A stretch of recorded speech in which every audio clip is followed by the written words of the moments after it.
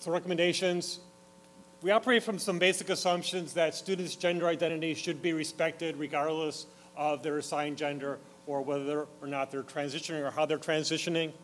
Institutional policies, resources should be trans-inclusive regardless of the number of out trans students. I hear from a number of schools that tell me, well, we don't have to do anything because we only have X number of trans students. And I say, that you know of. And of course, if you don't create a positive climate, you're not going to have students who are going to come out or who are going to want to come to your institution.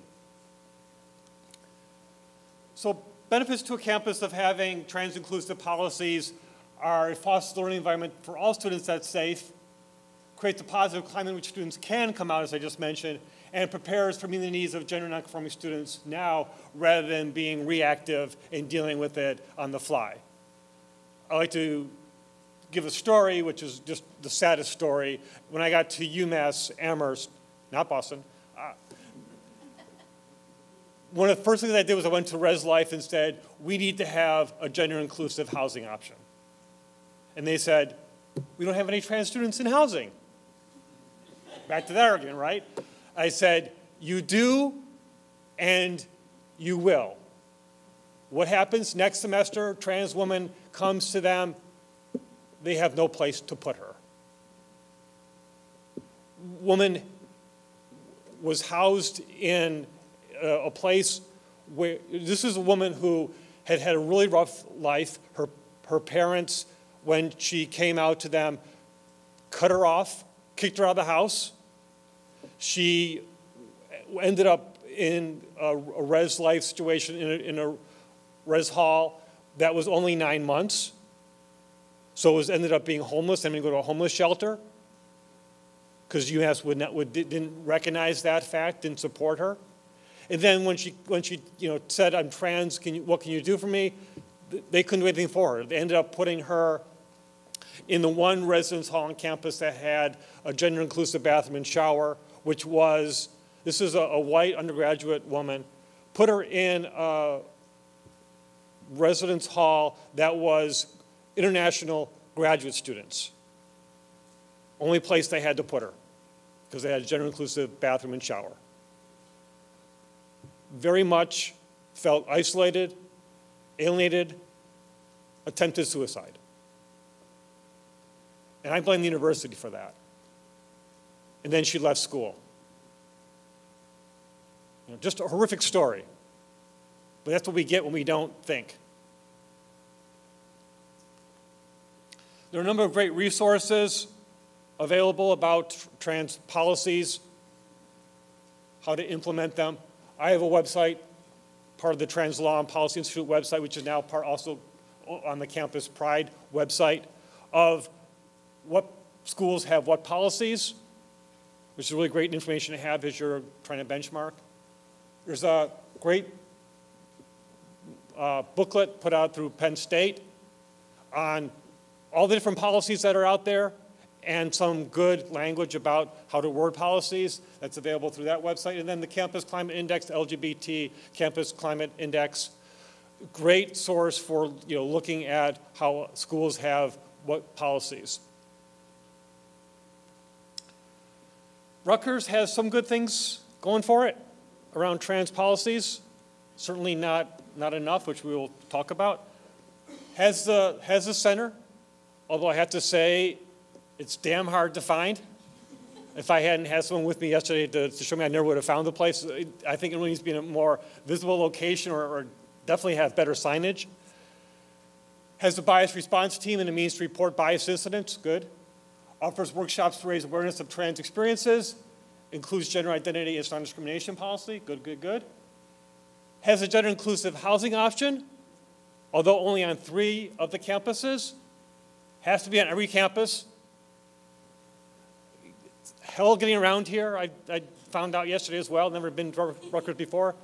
I can't imagine having 5 campuses that are spread out the way it is here.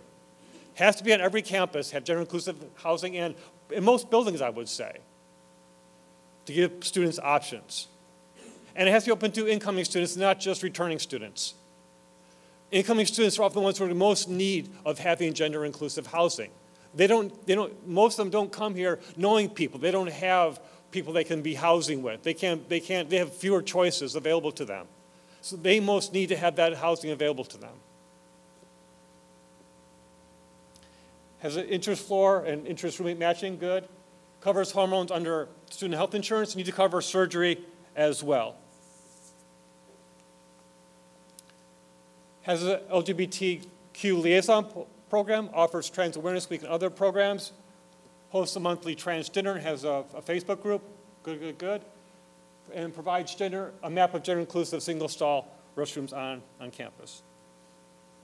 So talking about health service issues, as I mentioned, needs to cover surgeries and not just hormones. We're seeing more and more students. Back in my day, it was, no one was in a position to be wanting hormones or surgeries when they were a traditionally aged college student. Now we're seeing much more students who are more aware of who they are at a much younger age, or open about it, are getting support, resources. So when they get to college, are interested in transitioning if they're going to go that route. We need to have that available to them. It's a crime, I think, not to have that available to them. And as I say at the bottom there, we already have several dozen colleges that do cover surgeries. And I just actually got a couple more yesterday that I can add to that list. Duke and I forget what our school it was, now cover surgeries. Train health center staff on trans issues regularly. Enable patients to identify outside of the traditional MF box, and have a way to have record keeping so that if someone is using different name or different pronouns, it gets tracked. I can't tell you how that's been really a headache for me to be called by my birth name, even though I've changed records, because different staff have different things they're going by. Ensure that prescriptions match the patient's name. That's been an issue for me as well as I travel through this world. And have a list of area therapists and other healthcare providers available on a website someplace, so people can get the care that they might want to get. That's so critical. Like that's been the most common call we had at the center in my first few years there, were from trans people, both on campus and off campus, wanting to know where they can go to get health care or get a therapist. Now we have a guide which lists dozens and dozens of local therapists with varying ranges of experience with trans people. We don't get those calls anymore, or get it very infrequently. People get that information now, so it's really critical to have that. Talking about bathrooms, the dreaded bathroom issue.